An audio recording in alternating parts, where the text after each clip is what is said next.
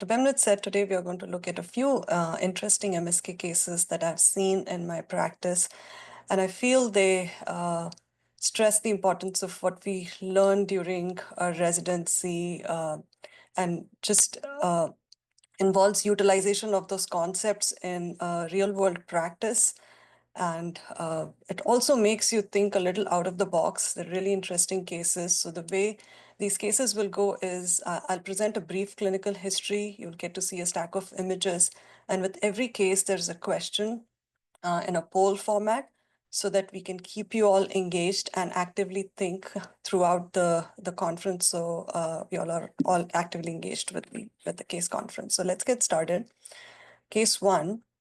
We have a young male with history of seizure disorder, presented with left hip pain and swelling.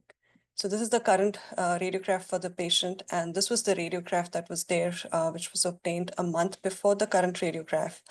I can highlight a few of the imaging features that we are seeing is we can see profound periarticular osteopenia around the left hip that has developed in a short duration of time. There's some joint space narrowing as well. And now we have the MR images. This is a coronal fluid sensitive sequence. We see a lot of periarticular marrow edema, joint effusion. There's edema in the surrounding musculature. These are axial T1 images. I'll let you look at those. Diffusion images and ADC map. And I can play this as a stack, I think. Okay, didn't play. And this is a sagittal fluid sensitive sequence.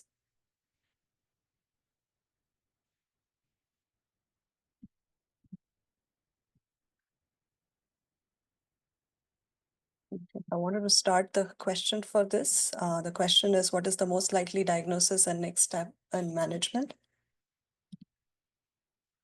Your options are septic arthritis with urgent irrigation and debridement as the next step, inflammatory arthropathy, and the next best step would be to do a joint aspiration and blood work to confirm the diagnosis.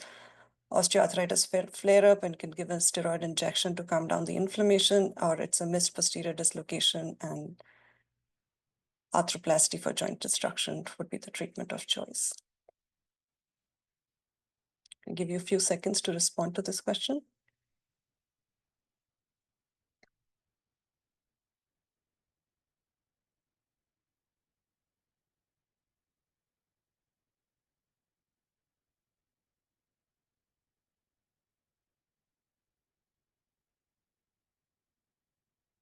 Okay, I think I can share the results now. So majority of the people answered septic arthritis, and that was the correct answer. I'll explain it in a bit. So obviously, given intense periarticular edema, joint effusion, septic arthritis comes to our mind. But when we pay close attention, I think I didn't share the results. Okay.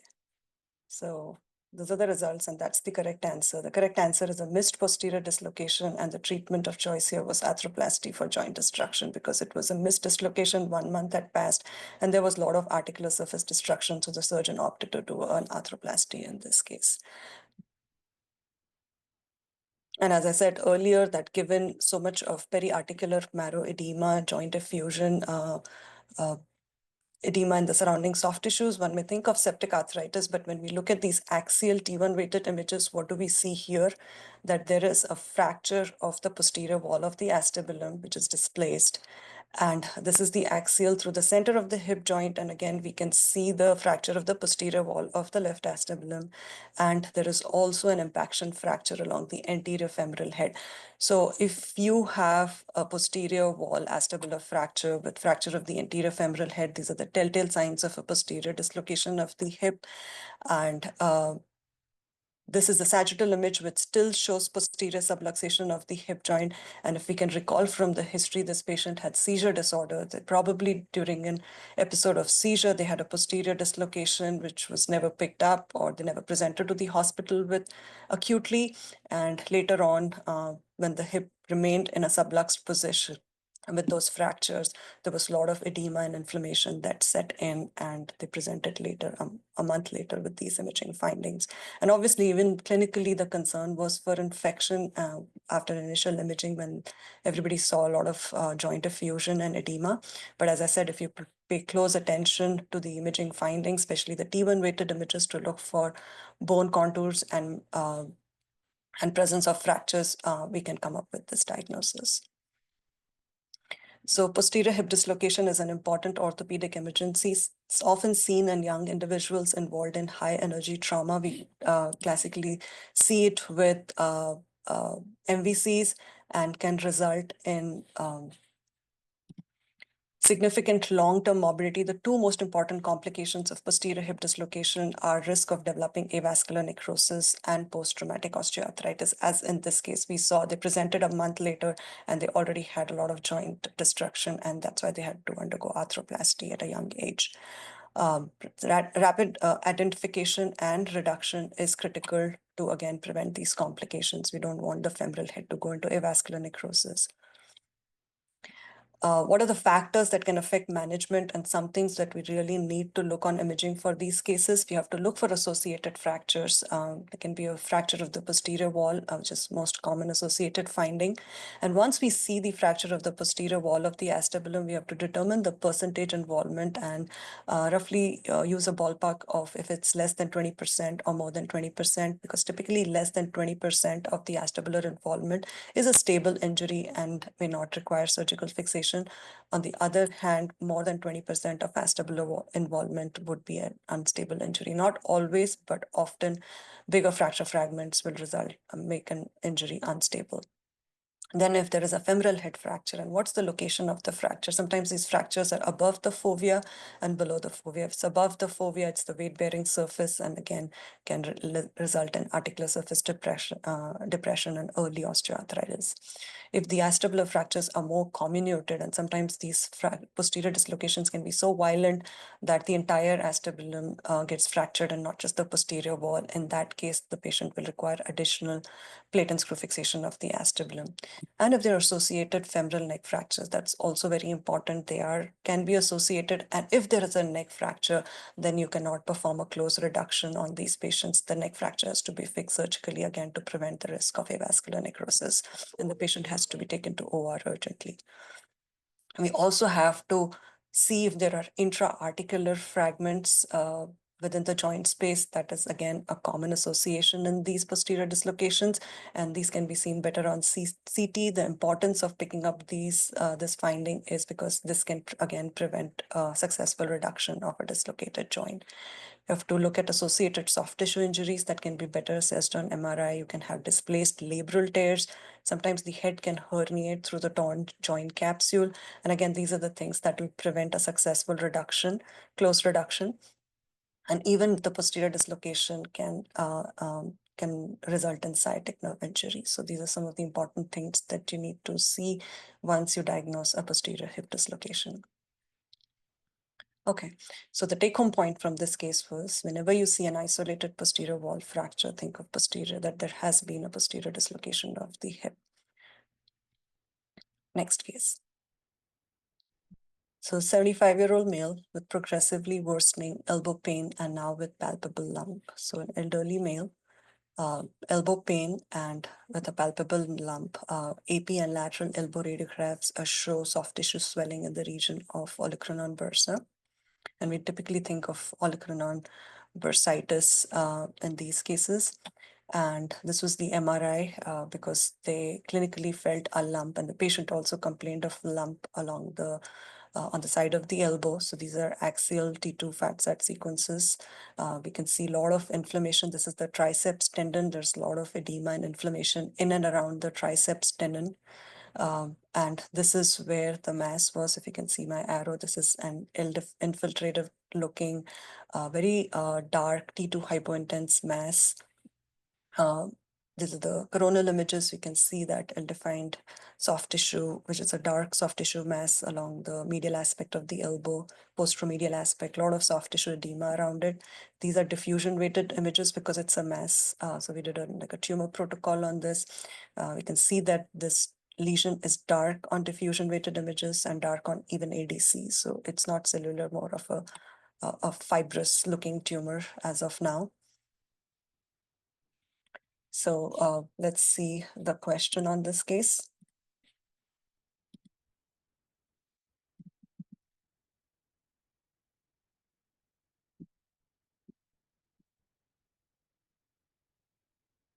So what's the most likely diagnosis? Is it a hematoma because it's dark? Is it a tophus? Is this just complex oligocrenon bursitis, or is it really a soft tissue sarcoma that we are looking at?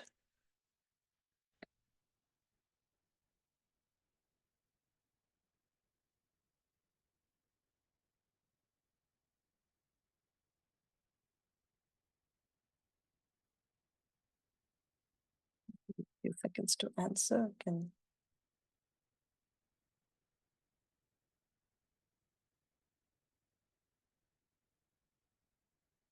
end the poll and share results with you. Majority of you answered the correct answer, picked the correct answer. The correct answer here is tophus. This is gout. Because it's an elderly male, there was no history of trauma, and they presented with this progressive pain, swelling. And what we see is a lot of inflammation. Typically, soft tissue sarcomas do not incite a whole lot of edema around them, and was ill-defined. It's T2 dark, it's not bright, and this is just not bursitis. In addition to bursitis, you have this soft tissue mass. And even if it's bursitis, it's like there's some bursitis component to it. It's very complex. It's not just simple fluid. And hematoma, usually you image them if they're in a subacute phase. There is one a certain like T1 hyperintensity associated with hematomas. They often have a T2 dark rim in subacute to chronic hematoma. So it didn't look like that. No history of trauma. So this is an example of gout with tophus. These are the post-contrast images. You can see intense enhancement of that soft tissue and even of the surrounding subcutaneous soft tissues, and with reactive marrow as well. Correct answer here is gout. So a crystalline arthropathy, as you all know, results from deposition of monosodium urate crystals.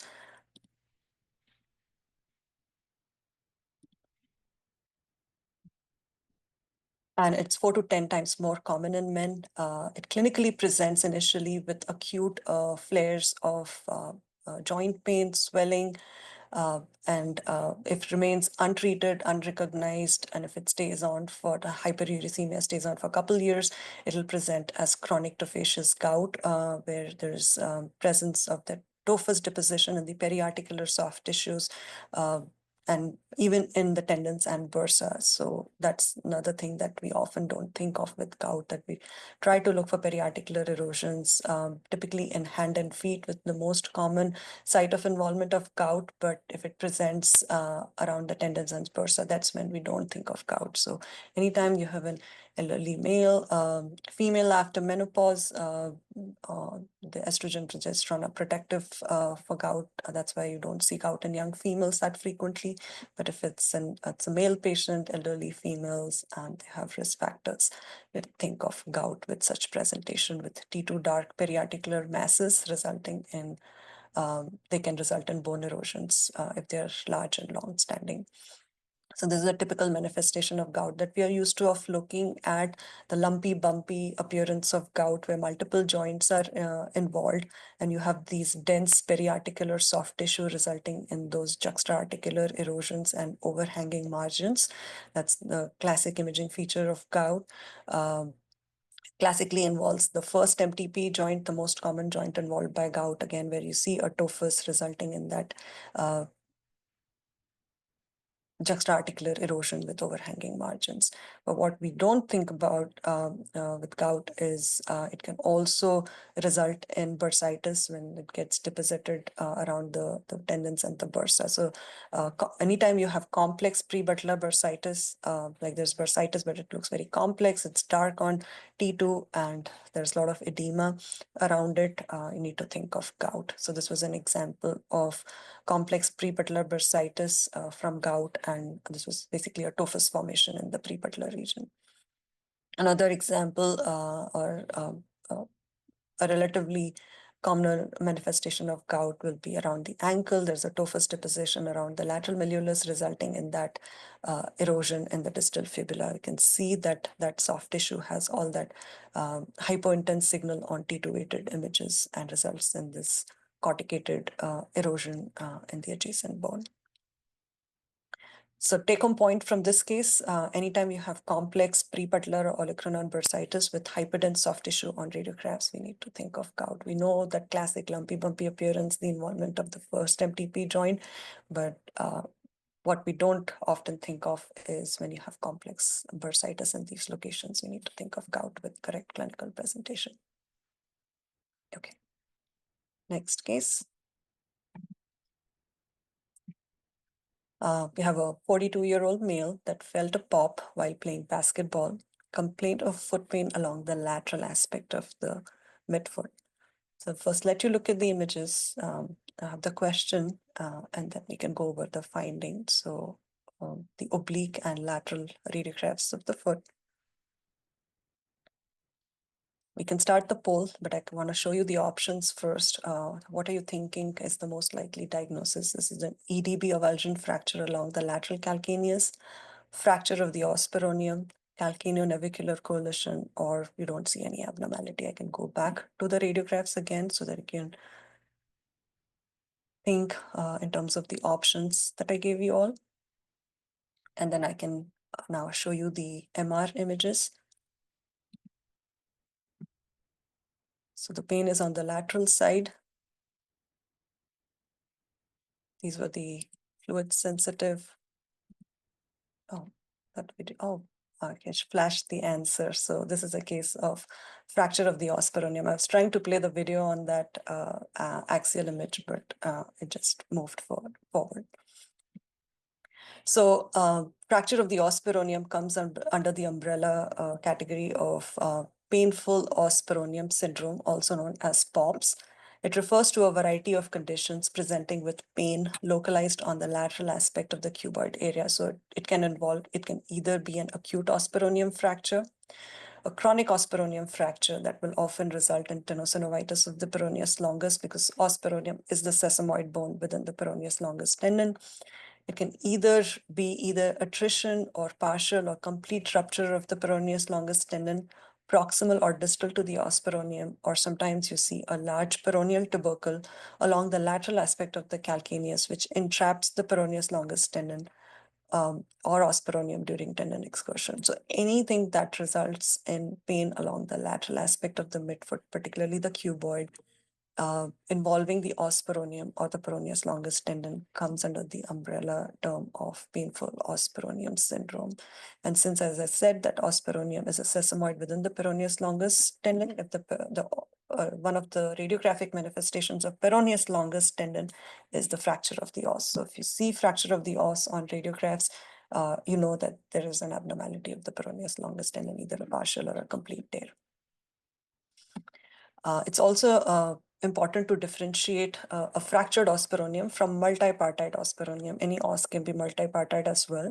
So as just the general rules that we apply elsewhere, like in the toe sesamoids, that the fracture margins will be ragged, they're typically non-sclerotic, and the bone fragments look like fitting pieces of puzzle, whereas an os peroneum, which is multipartite, each fragment is rounded, smooth, has round, smooth, sclerotic margins.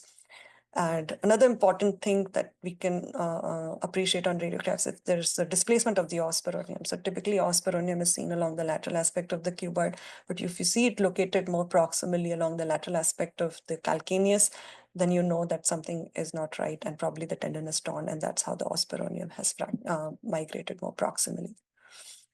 So take-home point in this case was always pay close attention to the shape and location of os peroneum. If it's not in the right location, if appears fractured, then it's probably POPs and implies often a tear of the peroneus longus tendon. Okay, next case. We have a 54-year-old male with continued right shoulder pain. Here are the radiographs, the frontal, the Gracie view, and the axillary view. The image quality is not that great. The patient was, I think, big patient and have suboptimal penetration here. But we can look at the MR images. Here we have the coronal, axial, fluid sensitive, fat saturated, and axial proton density sequences. And I can show you the question associated with it.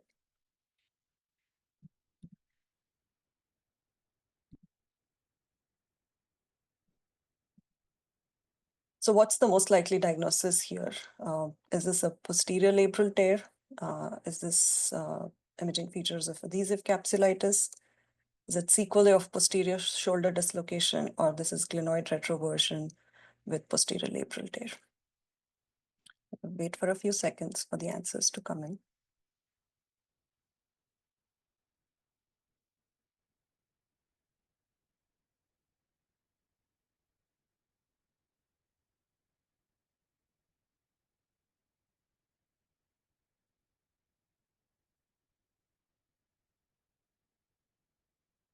I'll show you all the results now.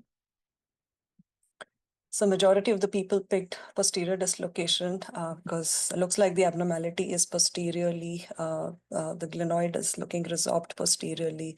There is a posterior labral tear. So it's logical to think of posterior dislocation, but there is another important finding here is the shape of the glenoid. So the correct answer here is glenoid retroversion with posterior labral tear.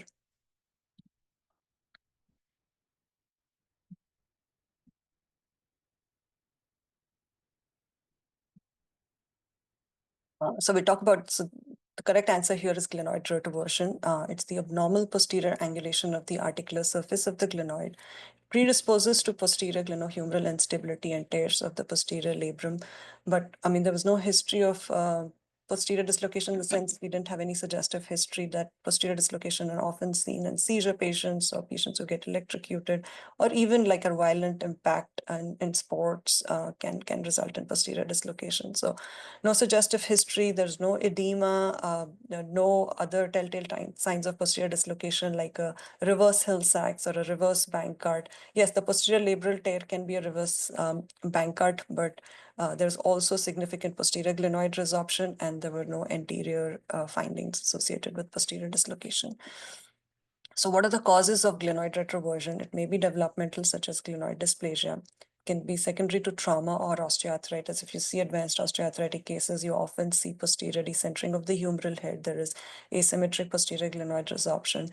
And nowadays we get a lot of CTs for this pre-op planning for shoulder arthroplasty, where we are asked by the surgeons to comment on the amount of glenoid bone loss, the measurement of glenoid bone stock, and also if the glenoid is retroverted or not. If there is significant glenoid resorption, then the surgeon has to think of additional soft tissue repair, glenoplasty, and often bone augmentation techniques. So for example, if they're and there's a case of shoulder arthritis, they're planning a reverse shoulder arthroplasty, and there's significant glenoid resorption. So glenoid is the one that's going to hold the screws for the glenosphere. And if this is resorbed posteriorly, there's not enough bone stock to hold the glenoid component. So they might place an additional bone block to augment the glenoid and then move forward with the reverse shoulder arthroplasty. So that's the importance of looking at glenoid version. It also is often seen in throwing athletes, because in throwing athletes, there's excessive stress on the posterior aspect of the shoulder. And over time, it will result in this retroverted glenoid. And initially, the labrum compensatory shows compensatory enlargement, but eventually with continued, the athlete continues to play with persistent stress, you can result in posterior labral tear. So how do we determine glenoid version? It's always important to look at glenoid version on all shoulder imaging. So we first identify the scapular axis, where we draw a line from the medial border of the scapula to the midpoint of the glenoid articular surface. This is known as Friedman's line. And then we drop a perpendicular to this line, a tangent perpendicular to the line, and the glenoid articular surface is typically along this line in a normal individual. But in cases of glenoid retroversion, if you draw a tangent, then the glenoid articular surface is posteriorly angled relative to that tangent. So that's how we measure glenoid retroversion. So the teaching point in this case is always check for glenoid version on shoulder imaging, often seen with athletes, people who do a lot of even bench pressing, because there is more stress on the posterior glenoid and chronically gets resorbed, and an arthroplasty preoperative evaluation to help the surgeon decide if they need an additional bone block or not along the posterior glenoid. Okay. Next case. We have a young baseball pitcher with worsening elbow pain. We have axial elbow arthrogram images and then an axial CT through the elbow joint. And these are your findings. Launch the question.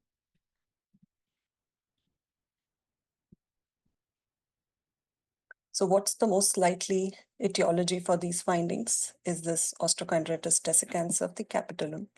Is this posteromedial impingement? Is this synovial chondromatosis, or is this osteoarthritis?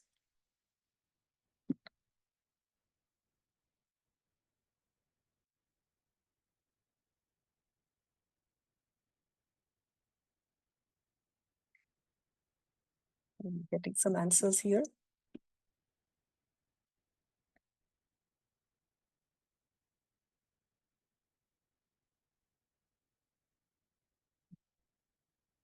Okay, majority of you got it right. The correct answer here is posteromedial impingement.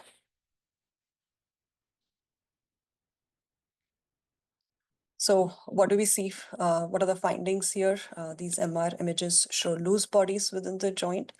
And what CT is showing is, if you can appreciate, I know these findings are subtle, and that's the importance of this case. These findings are subtle, so you have to think of this condition in the correct subset of patients, that this might be the cause of elbow pain, particularly in athletes, overhead athletes, and classically baseball pitchers. There is this asymmetric posteromedial joint space narrowing and osteophytic clipping along the posteromedial olecranon. So when you have these constellation of findings, that is posteromedial impingement. This is also known as valgus extension overload syndrome. So what happens in these overhead athletes from repetitive valgus torque on the elbow, the medial stabilizers weaken, including the UCL and the flexor pronator mass. This results in abutment of the olecranon tip against the olecranon fossa and extension, causing this posteromedial impingement. There's eventually cartilage damage, osteophyte formation, and that fractured osteophytes or cartilage fragments will result in loose bodies in the joint. So a couple things that you need to carefully look for. All these findings are really subtle, may not be evident on radiographs, and even on MR and CT, these findings are subtle. So you have to carefully look for those. A small osteophyte that's called the posteromedial osteophyte, joint space narrowing, cartilage loss, and presence of loose bodies, which makes the diagnosis easier. We also have to look at the status of medial stabilizers of the elbow, because often UCL and flexor pronator mass may show abnormal signal or may be torn in these cases. So they clinically present with posterior elbow pain, joint effusion, and sometimes locking if there are intra-articular loose bodies. Non-operative management can be attempted as first-line treatment with focus on recovering muscle strength, like strengthening the medial side of the elbow so that doesn't happen, power and endurance. But eventually, arthroscopic debridement and removal of loose bodies may be the preferred option in an elite competitive thrower. One of the main findings is the posteromedial olecranon osteophyte, and if there are loose bodies, that makes the diagnosis a little easier. On MR, you have to look for that subtle cartilage loss in that narrow posteromedial joint space. Can see osteophytes. Again, CT is better at looking at osteophytes, intra-articular loose bodies, and what MR really helps in is assessing all the soft tissue structures around the elbow, particularly the UCL, because valgus laxity, if it's there, needs to be addressed at the time of surgery. What the surgeon needs to know if there is a cartilage defect, if there are loose bodies, and if there's an associated UCL tear, because these are things that are going to decide whether they want to go ahead with arthroscopic debridement and UCL fixation or not. Okay, so the take-home point from this case is think of valgus extension overload syndrome in a baseball pitcher who presents with elbow pain, because all these findings are really subtle and you really need to carefully look for those. Next case. We have a young female complains of numbness and tingling in the small finger with mass in the palm that has been increasing in size for last 2 months. So we have your axial fluid sensitive fat saturated sequences, sagittal fluid sensitive fat sat, and a sagittal T1. And there's one image which is a post contrast image. So let's have a question for this case. What's the most appropriate treatment for this condition? Do an ultrasound guided aspiration. You can surgically excise this. You'll perform an arterial ligation, or start the patient on anti-inflammatory medications for pain and swelling.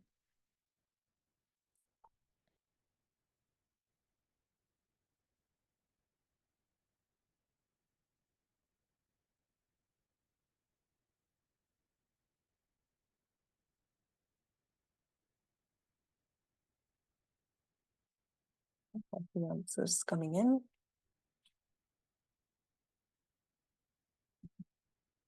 The correct answer here is arterial ligation, because this is an case of ulnar artery aneurysm. You do not want to aspirate this. And excision, in terms of, it's not a ganglion that you want to excise, this is an aneurysm, and it can be excised off of the artery, but you have to first make sure you do some sort of blood flow control on these cases before you excise them. So that's the right answer. So this was a case of ulnar artery aneurysm. And why this is an aneurysm? Yes, it looks like a bright cyst, but on post contrast, it's enhancing uniformly. A cyst would not enhance, it will only show an enhancement, and internally it will not enhance. So pay close attention and do post contrast imaging whenever needed, especially if you see a cyst in an atypical location. Give contrast, because it might be a solid neoplasm or an aneurysm, as in this case.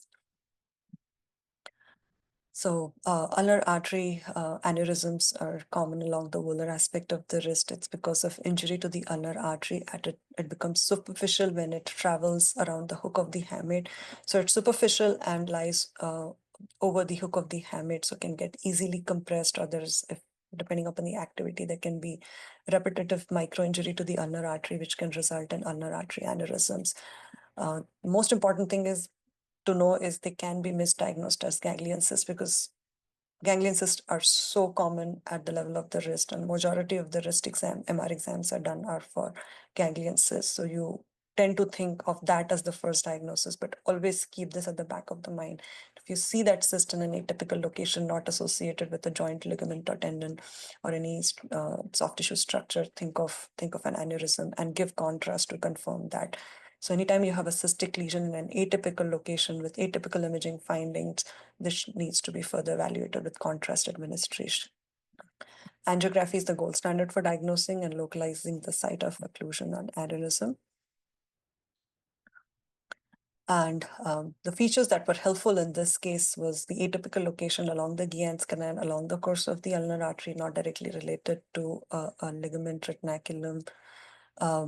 It had this hypointense rim. If you saw it, I can go back to the images and show you. It had that faint T1 hyperintensity and uniform post-contrast enhancement.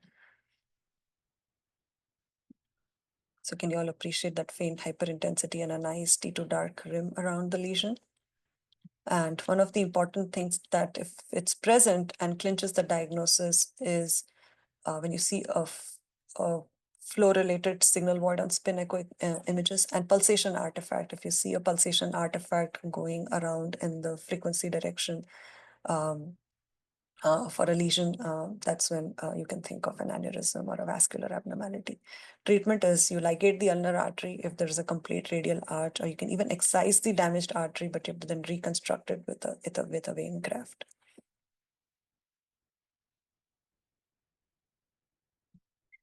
And this can also be termed as hypothenar-Hammer syndrome, which is vascular insufficiency caused by repetitive injury to the ulnar artery as it exits the Guillen's canal. It was originally described in men using machinery workers who use the ulnar palm as a tool to hammer objects, because again, there will be like repetitive micro injury to the ulnar artery as it overlies the hook of hamate.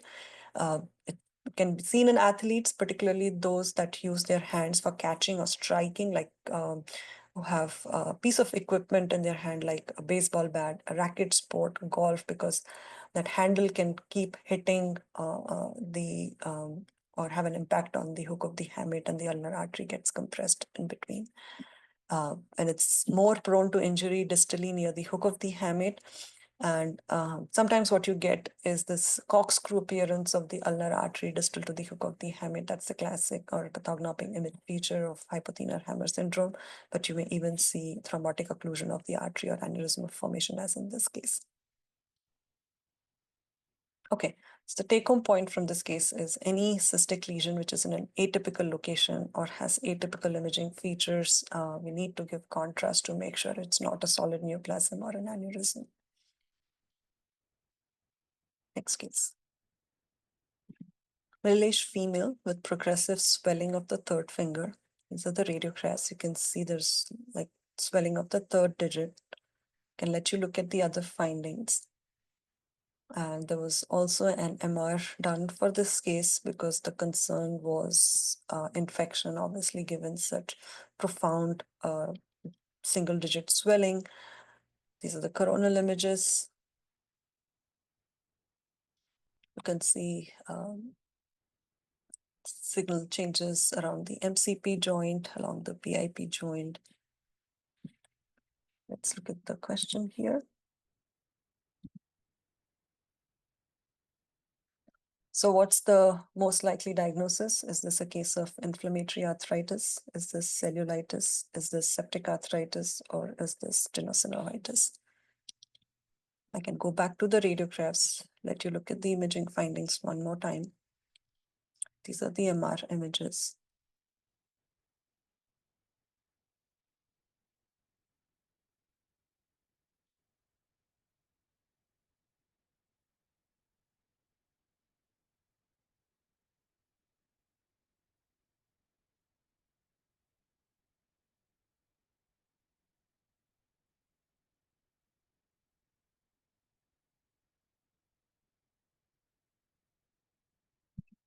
Can share the results.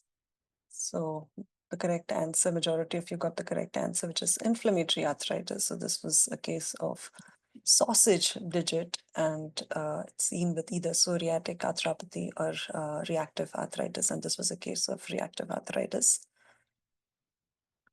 So what were the imaging findings? If you can see, all the joints of a single digit were involved. There is this nice fluffy periostitis. There are these marginal erosions. And all the joints in a single digit are involved with diffuse swelling of that single digit. So that's your classic imaging appearance of a sausage digit.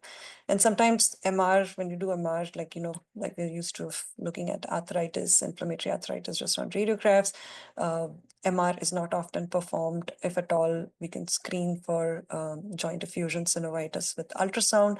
But once in a while, in confusing clinical presentations, they may do an MR, and which may add to further confusion, because when you see like glaring edema, periarticular edema around the joint, you tend to think of septic arthritis. But again, you have to think of the same principles that we use for diagnosis on radiographs, that all joints in a single digit are involved. There is joint effusion, there is synovitis, there are erosions that are better seen on radiographs, but we can appreciate them on MR as well. And septic arthritis is often a single joint involvement, right? This is more of multifocal involvement along a digit.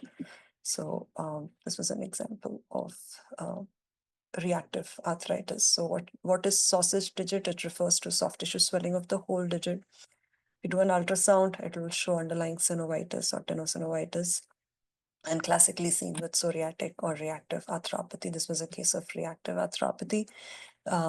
But both reactive and psoriasis have similar radiographic features. Psoriasis more commonly involves the upper extremity, reactive more commonly involves the lower extremity, like feet joints are more commonly involved, but both hand and feet can be seen in both conditions. The common radiographic features are enthesitis, the fluffy periostitis that we see in these cases, marginal erosions, eventually pencil and cup deformity from joint destruction, acroosteolysis, ivory phalanx. It's just that reactive is more common in feet, and psoriasis will be more common in upper extremity, and you'll have the suggestive clinical history, like patients will have history of psoriasis if it's a case of psoriatic arthropathy. And monoarticular involvement could lead to a misdiagnosis of septic arthritis. So if it's single joint involvement, then the picture can be confusing, but you have to rely then on synovial biopsy tissue sampling, or just if you can get joint fluid and analyze them. So this was another MRI that showed a lot of periarticular edema, joint effusion, synovitis, and this was also a multifocal process involving couple MCP and PIP joints. What additionally we see on axial images is a lot of tenosynovitis, and what we see on T2 weighted images is almost like a rice body appearance. You can see that rice bodies within the joint effusion. So this was a case of rheumatoid arthritis with joint effusion, synovitis, and tenosynovitis along the digits.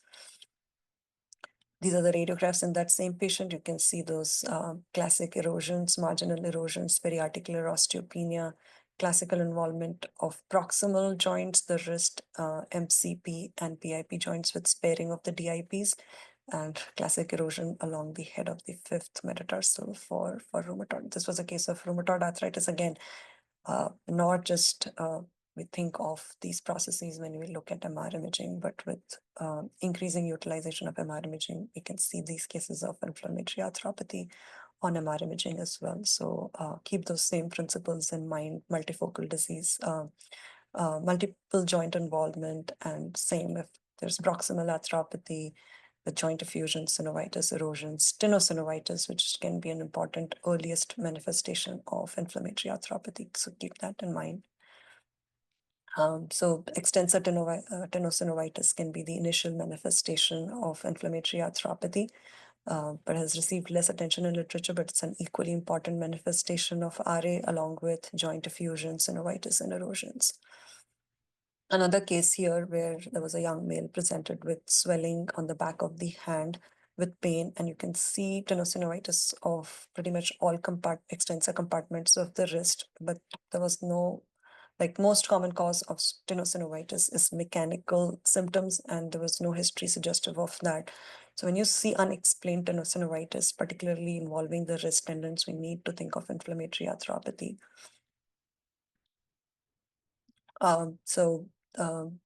Dorsal extensor compartments are more commonly involved than the volar compartments in early rheumatoid arthritis. ECU tendon is the most commonly involved tendon, and this can be associated with tendon ruptures. Persistent inflammation can cause tendon weakening and tendon rupture.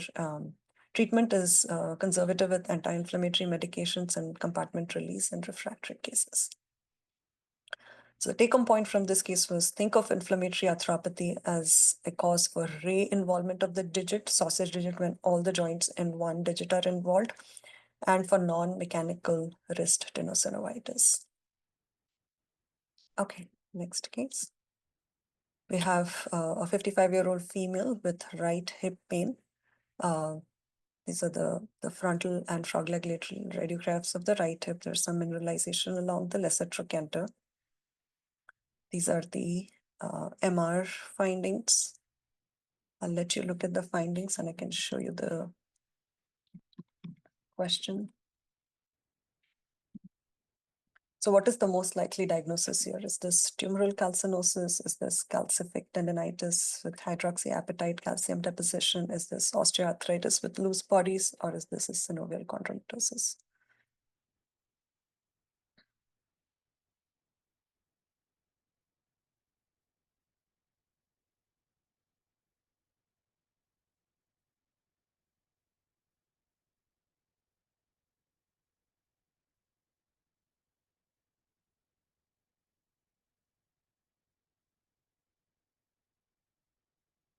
Okay. Share the results. The correct answer, which majority of you got it correct, is synovial osteochondromatosis. So what we are seeing is basically fluid with multiple loose bodies. And this fluid is not joint fluid. This is the iliopsoas bursa. So this was a case of synovial osteochondromatosis, which was confined to the bursa, and there was no obvious intra-articular process. They just had a posterior paralabral cyst. So what is synovial osteochondromatosis? It's a benign metaplastic proliferative disorder of the synovium, which can affect joints, tendons, and bursa. Basically, there is cartilaginous metaplasia that results in formation of multiple loose bodies. So multiple loose bodies are classically seen with osteoarthritis, but in synovial osteochondromatosis, these loose bodies are more numerous and more uniform in size and shape, whereas in osteoarthritis, they can be of different sizes and they will have very irregular margins.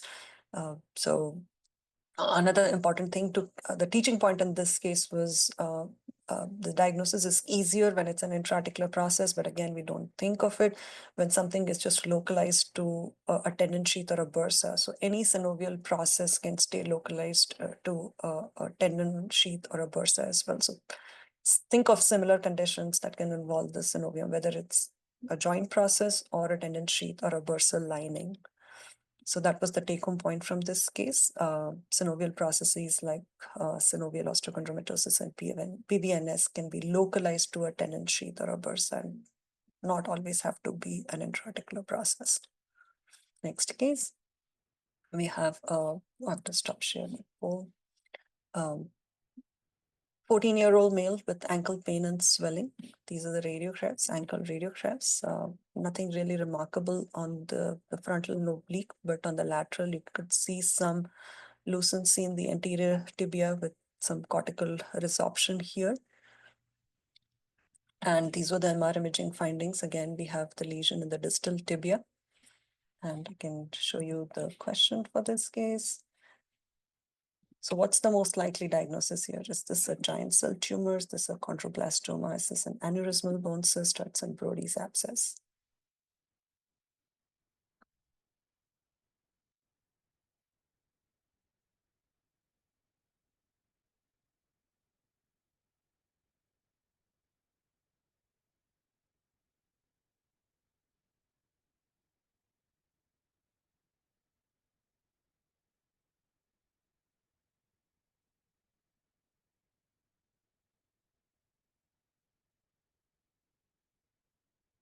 I'll end the poll. Again, majority of you got the correct answer. Here are the results. The correct answer here is chondroblastoma.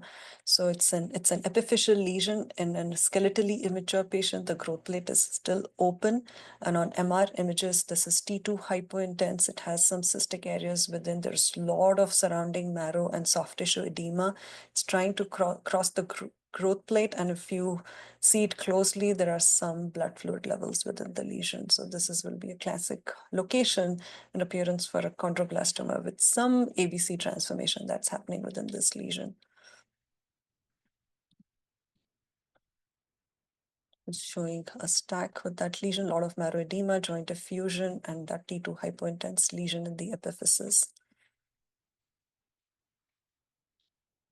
So chondroblastoma is a benign chondroid-producing neoplasm. It usually arises in the epiphysis or apophysis of a skeletally immature patient. So in bone tumors, one of the first thing that you want to know is the age and location. In a skeletally mature patient, if you have an epiphyseal lesion, you really are not left with too many options, and chondroblastoma is the most common one. Though overall it's a rare tumor, but if you have an epiphyseal bone neoplasm, a non-aggressive neoplasm in a skeletally mature patient, think of chondroblastoma. Differentials for epiphyseal lesions are chondroblastoma or any other chondrogenic tumor, clear cell chondrosarcoma. Infection, but that either happens in an infant in epiphysis because a growth plate acts as a barrier to the spread of infection via metaphyseal vessels. Subchondral cysts, geodes, avian, osteochondral lesions, giant cell tumor, these are differentials when the growth plate has fused. So when a growth plate is open in a skeletally immature patient, as I said, if you have an epiphyseal benign neoplasm, chondroblastoma is the most likely diagnosis, and it has a good prognosis with complete resolution if it's surgically excised. MR imaging features of chondroblastoma: it has lobular outline margins, T2 hypointense sclerotic rims. It incites a lot of marrow and soft tissue edema. There are a few bone lesions that do that. Osteoid, osteoma, osteoblastoma, and chondroblastoma, they incite a lot of edema around them. And there are some lesions that can undergo secondary ABC transformation, and this is a lesion that often shows ABC transformation, as in this case, the other lesions are osteoblastoma and a giant cell tumor. So this was a classic case of chondroblastoma. The take-home point, think of a chondroblastoma for a non-aggressive epiphyseal bone neoplasm in a skeletally mature patient. It often shows surrounding marrow and soft tissue edema, can undergo secondary ABC transformation, and can also be seen to cross the growth plate. So keep those imaging features in mind. So we'll quickly do the last case, and then we'll have some time for questions. This was a 51-year-old male with progressive right lower extremity pain and swelling. And he was told to have a vascular malformation many years ago. So he had this unilateral enlargement and swelling of the entire right lower extremity, which for many years they thought that it was from a vascular malformation. He came in with progressive worsening of pain and swelling. These were the MR images, the coronal stir images, T2 fat sat images. This is a T1. This is an axial stack that I can run. So there are these multiple T2 hyperintense lesions throughout. And amongst these lesions, there were two dominant masses. One were more proximally and posteriorly, and the other one was inferiorly. So the question is like, what's going on here? So if you can see this lesion, the proximal lesion is more heterogeneous. The inferior lesion has this thick hypointense rim. These are T1 weighted images. So both lesions have internal T1 hyperintensity. This one is much more complex. This one has some debris inside. These are the post-contrast images. So I don't have subtraction, but remember these lesions were T1 bright. And so that's the post-contrast image for the more proximal lesion, axial image through the proximal lesion, and axial image through the distal lesion. So I'll put up a question here.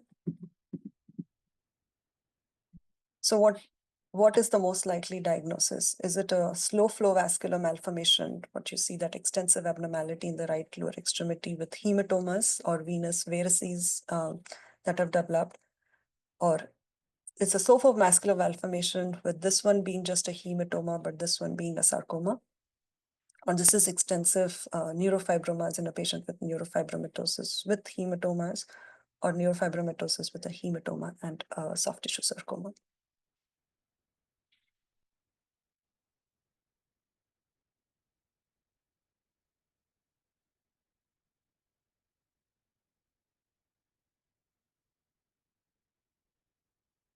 In the poll here, a lot of you got the correct answer. The correct answer here is neurofibromatosis with a hematoma and a sarcoma. So whenever you see these extensive transspatial multifocal T2 hyperintense lesions, your two differentials are vascular malformations and multiple neurofibromas. Often with neurofibromas, you often get history of neurofibromatosis, but unfortunately, this patient didn't have history of known neurofibromatosis because there weren't a lot of cutaneous neurofibromas. But in retrospect, they did have cutaneous manifestations of pigmentation and axillary freckling in that patient. And so what we were worried on this case is we said that that's extensive abnormality. It was pre-called as vascular malformation. So we went on with that diagnosis, but then we were really worried about this because there is heterogeneously enhancing soft tissue mass. And we said this is probably a sarcoma. They biopsied it, and this turned out to be an MPNST. And we know that MPNST, the malignant peripheral nerve sheath neoplasms, have a high association with neurofibromatosis. And then the whole workup was done. This patient was found to have a segmental manifestation of neurofibromatosis where only one lower extremity was involved. There were no cutaneous neurofibromas, and the gene testing was positive. So this was a case of neurofibromatosis with MPNST, and neurofibromatosis is one of the most common genetic disorders. It's an autosomal dominant disorder characterized by multiple neurofibromas, which can be localized, diffuse, or plexiform. And you can get localized neurofibromatosis in one limb, which is known as mosaic or segmental NF1, which was in this case. And these multiple neurofibromas along a long nerve segment. The appearance has been described as bag of worms. The main differentiating point will be absence or presence of phlebolyts. So there were no phlebolyts seen. I forgot to put the plain radiographs, but there were no phlebolyts anywhere in the right lower extremity. So that would argue against presence of an extensive slow flow vascular malformation, and even then presence of a sarcoma, because vascular malformations typically do not undergo any malignant transformation. And when you have a soft tissue neoplasm in a patient with neurofibromatosis, features that favor MPNST over a benign nerve sheath tumor is size more than 5 centimeters, more internal heterogeneity, more central necrosis, and an increased FDG PET activity. So the take-home point from this case was, for such lobulated transspatial lesions, think of multiple neurofibromas or slow flow vascular malformation. Again, phlebolyts will be the way, like the clinching diagnosis for slow flow vascular malformations. And you'll have clinical history and cutaneous stigmata for cases of neurofibromatosis, because the lesions themselves may look quite similar. Okay, with that, I end. This was all the cases. I thank you all for your attention. We have a few minutes for question and answers, but here's my email address. If you come up with questions later on, I'll be more than happy to answer those.